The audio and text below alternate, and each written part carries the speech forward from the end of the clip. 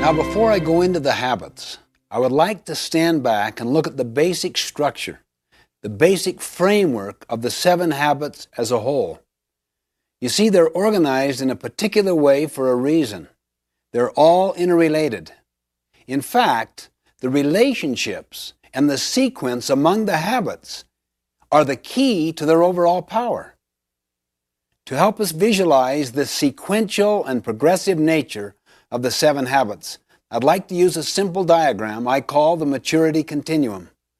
Maturity refers to a process leading to growth and development, and continuum refers to the continuous, incremental nature of growth and progression.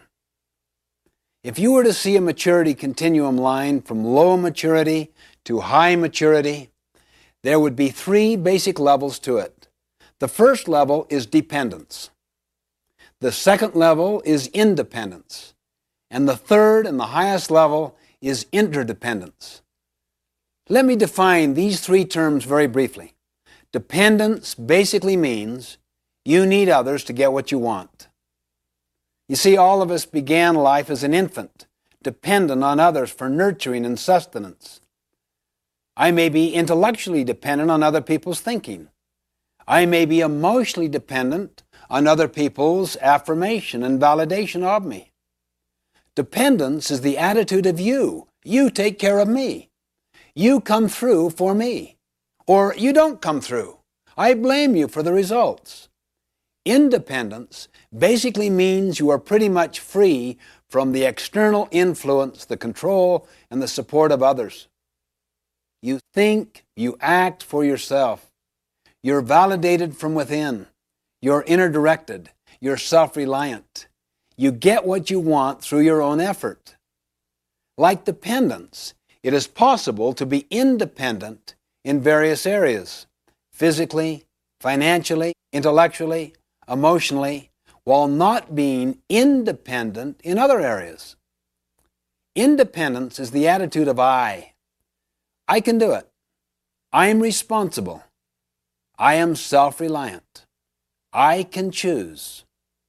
True independence of character empowers us to act rather than to be acted upon. It frees us from our dependence on circumstances and other people. It is the avowed goal of many individuals and also many social movements to enthrone independence as the highest level of achievement. But it is not the ultimate goal in effective living. There is a far more mature, more advanced level. The third and highest level in the maturity continuum is interdependence. If people were interdependent, what would they be? They would be very much like a marriage, a family, an executive team where they need to cooperate together in order to accomplish what I want, what you want, what we want together. In fact, we live in an interdependent reality. Interdependence is essential for good leaders, good team players, for success in marriage, for family life, and organizations.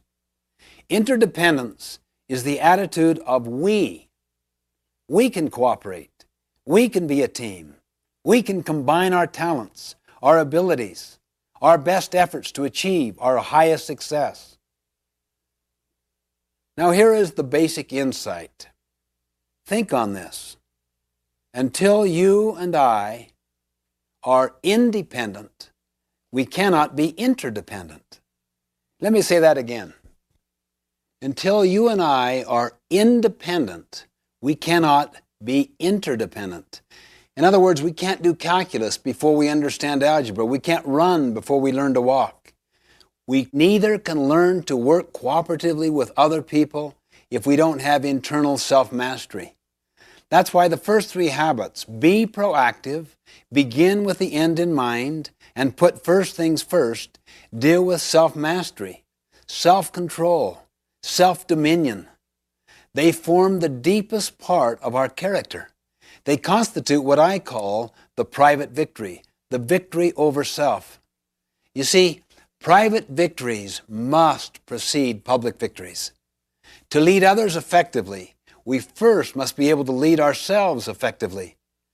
For example, when I make a commitment to get up early and exercise, and I literally carry it out, I feel better. I feel better about myself.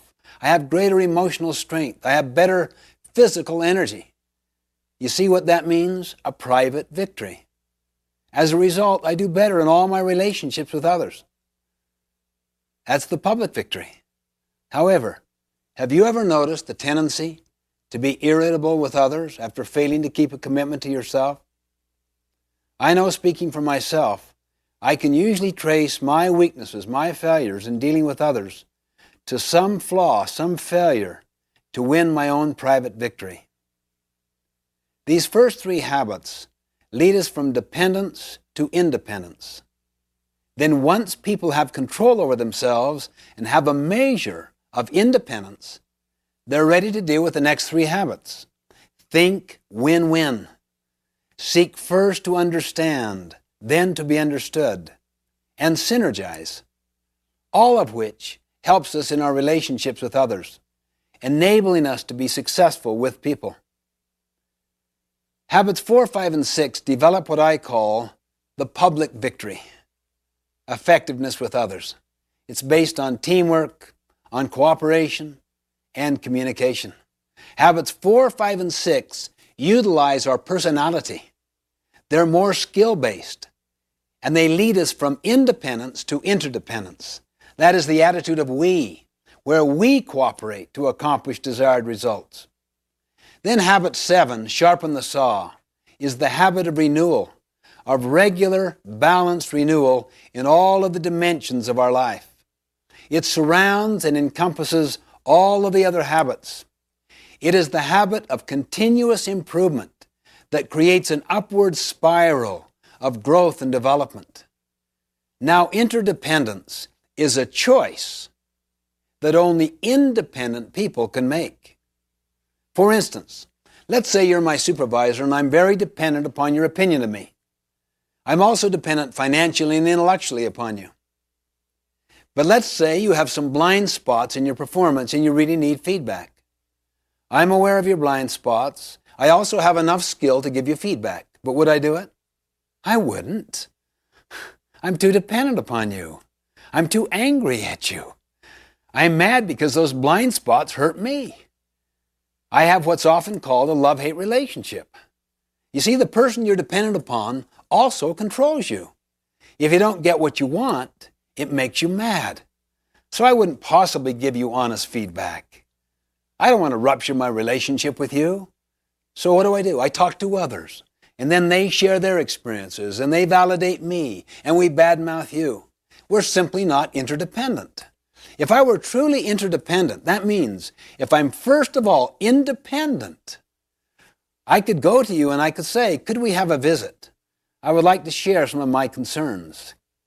But if you were dependent yourself and used to borrowing strength from your position power, you might try to intimidate me. You might say, well, what is it, Stephen?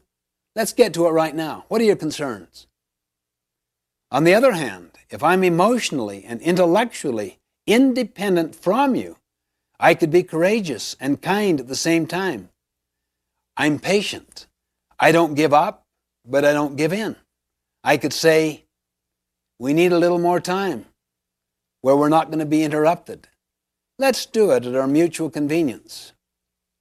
You would sense that you're dealing with a person of integrity, of power, of strength, of courage. You would also know from my professional development opportunities and the way I have exercised them, I've got about 10 other jobs I could go to at any time. You probably also know I'm the only one in your crew that isn't bad-mouthing you. I have no need to badmouth. I have no energy around your weaknesses. I don't want to do something to hurt you. I want to do something to help you, to overcome your weaknesses, or perhaps help you compensate for the deficiency in some way. So I'm most positive person on your entire team. I'm almost indispensable to you. Now, the first three habits develop that kind of strength, courage, and capacity. The next three habits Help me know how to work effectively with you so that my strength does not intimidate you. I can empathize with you. I can read the needs of the situation and figure out the best way to make the presentation so that the two of us can cooperate together and solve the problem.